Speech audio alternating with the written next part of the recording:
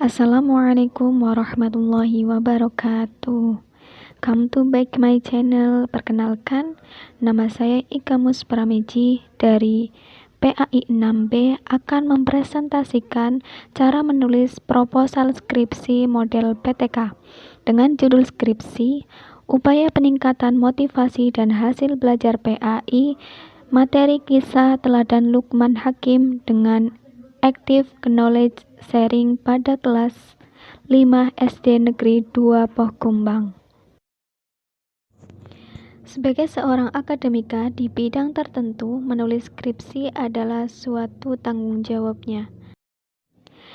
Ciri-ciri khas PTK yang pertama adalah bertindak, aksi atau tindakan dengan model siklis atau siklus.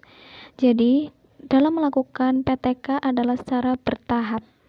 Yang kedua, ada hal yang perlu diperbaiki dengan model atau strategi yang digunakan untuk perbaikan atau peningkatan. Yang ketiga, adanya langkah PAUR atau planning, acting, observing, dan reflecting pada setiap siklus. Jadi setiap siklus itu harus mencangkup 4 langkah tersebut. Kemudian bagian penting dalam penulisan proposal skripsi model PTK yaitu latar belakang. Secara umum, latar belakang memuat uraian mengenai pentingnya permasalahan penelitian, fakta-fakta yang mendasarinya, dan mengantarkan permasalahan yang akan dibahas, serta hasil yang diharapkan. Adapun akhir latar belakang masalah memberikan alasan yang mendasar mengapa permasalahan penelitian perlu diteliti dan pentingnya bagi perkembangan ilmu pengetahuan serta bagi kehidupan.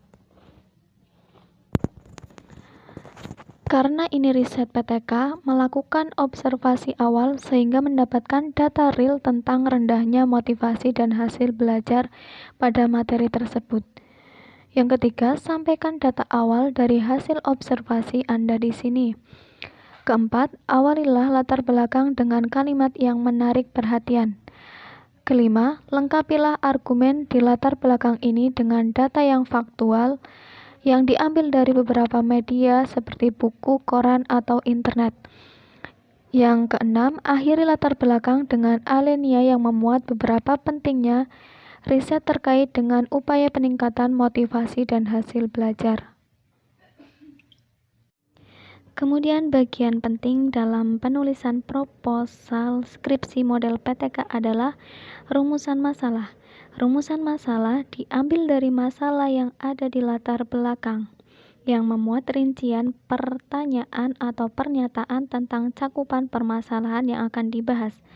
Yang kedua, rumusan masalah dibuat secara jelas, lugas, dalam bentuk kalimat tanya. Misal, apakah dengan menggunakan Active Knowledge Sharing pada mata pelajaran PAI, materi kisah teladan Lukman Hakim dapat meningkatkan hasil belajar siswa kelas 5 SD Negeri 2 Pohkumbang? Kita lanjut ke tujuan. Tujuan disesuaikan dengan rumusan masalah. Kerangka teori merupakan teori-teori dan cara berpikir dalam melihat persoalan dalam riset Anda. Anda harus mampu menghubungkan semua teori sehingga kerangka teori berbunyi. Yang selanjutnya adalah metode riset. Metode riset merupakan alat atau sarana yang akan digunakan dalam riset Anda untuk memperoleh data. Dalam melakukan riset PTK ini biasanya terdapat tantangan, mulai dari faktor internal yaitu mahasiswa kurang percaya diri. Yang kedua, sulit berbicara, gagap atau grogi ketika mewawancari seorang guru, tidak menguasai proposal risetnya sendiri. Kemudian faktor eksternal, guru kelas atau guru mapel agak menyepelekan keberadaan mahasiswa atau merasa senior. Guru merasa terganggu pekerjaannya. Karena ada tantangan, pastinya di sini ada solusi. Solusi yang pertama yaitu mendapat bimbingan dari dosen atau kampus. Yang kedua, membangun komunikasi baik dan intensif dengan kepala sekolah atau madrasah dan membangun intensif dengan guru juga. Ketiga, menguasai proposal risetnya sendiri. Yang keempat, berjiwa pembelajaran yang rendah hati dan pantang menyerah sebagaimana watak guru yang baik. Terima kasih. Jangan lupa like, comment, and subscribe ya.